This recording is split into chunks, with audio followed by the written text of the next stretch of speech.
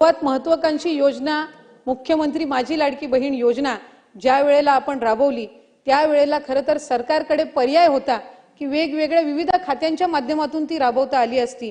पण आज एक महिला मंत्री म्हणून किंवा तरुण मंत्री म्हणून महायुतीच्या सरकारमध्ये सन्माननीय मुख्यमंत्री देवेंद्रजी फडणवीस साहेब असतील, उपमुख्यमंत्री एकनाथजी शिंदे साहेब असतील, उपमुख्यमंत्री अजितदादा असतील, त्यावेळेला आपणही त्या ठिकाणी एक वरिष्ठ मंत्री म्हणून मला मार्गदर्शन करण्यासाठी होतात, इतरही मंत्रिमंडळातील सहकारी होते। कधीही असं भासवून दिलं नाही की ही तरुण किंवा एक महिला मंत्री आहे म्हणून 2.5 कोटीपेक्षा जास्त लाभार्थी असणारी ही योजना हिच्याकडून राबवली जाईल का नाही अशी शंका कधी मनामध्ये आली नाही।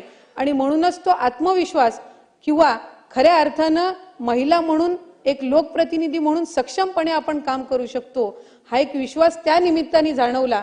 आणि म्हणूनच मी महायुतीच्या सरकारचे सुद्धा या निमित्ताने मनापासूनचे आभार मानेन आणि त्यांचे अभिनंदन करीन।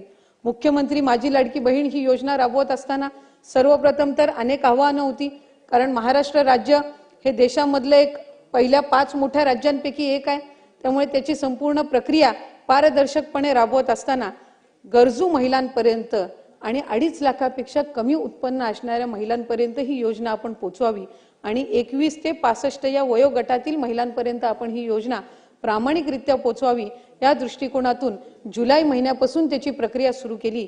आणि आज मला आनंद आणि अभिमान आहे की जागतिक महिला दिनाच्या पार्श्वभूमीवर उद्या आजपासूनच आपण फेब्रुवारी महिन्याचा आणि मार्च महिन्याचा एकत्रितपणाने लाभ जवळपास 2,52,00,000 पेक्षा अधिक महिलांपर्यंत आज पोहोचवत आहोत। याचा एक विशेष आनंद आणि अभिमान मला निश्चितपणाने आहे।